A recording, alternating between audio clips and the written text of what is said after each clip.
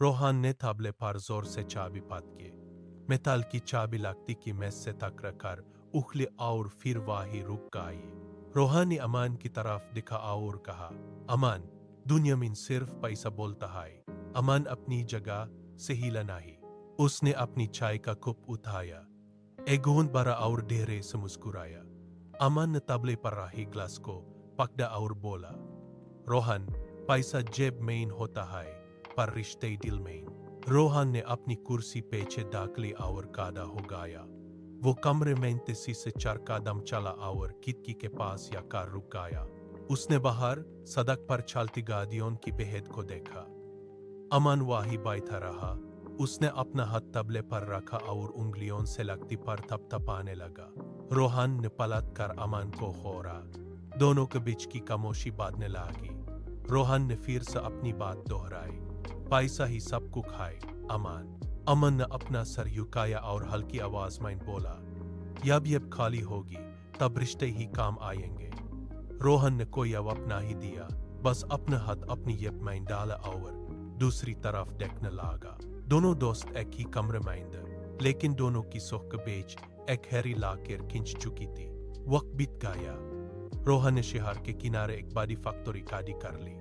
उसके ऑफिस की मेज पर फाइल्स का ढेर लगा था। हर दूसरे मिनट लैंडलाइन फोन की घंटी बजती और रोहन बिना रुके फीले पर सीने करता रहता। एक शाम उसके बेटे का बर्थडे था। रोहन ने कैलेंडर देखा, फिर अपने असिस्टेंट को इशारा किया कि मीटिंग कैंसिल न हो। उसने घर फोन तक नहीं किया। वो अपनी कुर्सी पर बैठा रहा, स्क्रीन पर चल रहे ग्राफ्स को देखता रहा। दूसरी तरफ अमन एक छोटे सरकारी दफ्तर में काम करता था। शाम होते ही वो अपनी फाइल बंद करता, कुर्सी से उठता और सीधा अपने दोस्तों के बीच पहुंच जाता। वो सड़क के किनारे की टापरी पर बैठकर चाय पीत। अमन जोर से हंसता, किसी की शादी की तैयारियों में सबसे आगे खड़ा होकर डेकोरेशन संभालता। रोहन के ऑफिस में सिर्फ मशीन की आवाज थी, जबकि अमन की दुनिया में दोस्तों की भीड़ और तहकेदार।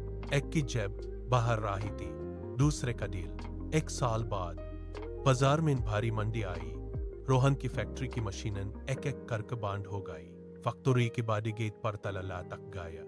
सन्नाटा इतना तक कि हवा की आवाज भी सुनाई देने लगी। अगले दिन बैंक अधिकारी आए। उन्होंने रोहन के घर के मुख्य दरवाजे पर लाल रंग के नोटिस चिपका दिए। कागज की वो पत्तियां दरवाजे पर कान रही थी। रोहन अपने ऑफिस की कुर्सी पर अकेला बैठा था। उसने फोन उठाया, लेकिन लाइन कट चुकी थी। वो उठा और कमरे में इधर उधर घूमने लगा। उसने मेज पर रही फिलेस को उठा कर ज़मीन पर पटक दिया।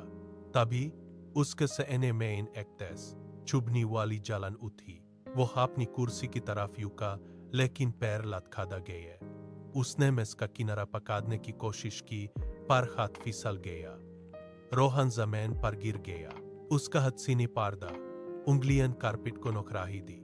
वो छत की तरफ देख रहा था, जहां लाइट का बल्ब झपझप कर रहा था। हॉस्पिटल का VIP वार्ड सन्नाटे में इंदो उबा था। मॉनिटर की बीप बीप की आवाज हर सेकंड गूंज रही थी। रोहन वेंटिलेटर पर था, आंखें बंद, सांस मशीने के सहारे कल रही थी।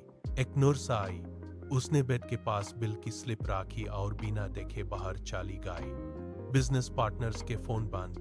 तभी कॉरिडोर में तेज कदमों की आहट हुई। दरवाजा झटके से खुला। अमन अंदर आया। उसके पीछे 10 दोस्त।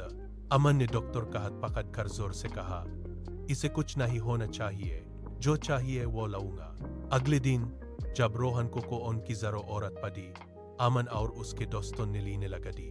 किसी ने घर से सूप बनाकर बेहा, कोई बेड के पास बैठकर पुरानी यादें सुनाने लगा। रोहन ने धीरे से आंखें खोली। उसने देखा वार्ड में दोस्तों की भीड़ थी। अमन झुककर उसकी पैरों की मालिश कर रहा था। रोहन ने अपना हाथ उठाया और देरे से अमन का हाथ पकड़ लिया।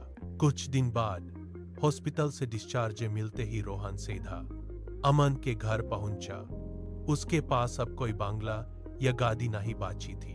अमन ने दरवाजा खोला और रोहन को अंदर लगाया। रोहन ने अमन के कंधे पर अपना सर टिका दिया। उसने धीरे से कहा, मैंने अमीर होने की दाऊद में इन सब कुछ को चुका था। आज तुम्हारे साथ बैठकर मुझे समा आया कि असली दौलत क्या है। अमन ने अपना हाथ रोहन की पीठ पर रखा और यूं जोर से गाले लगा लिया।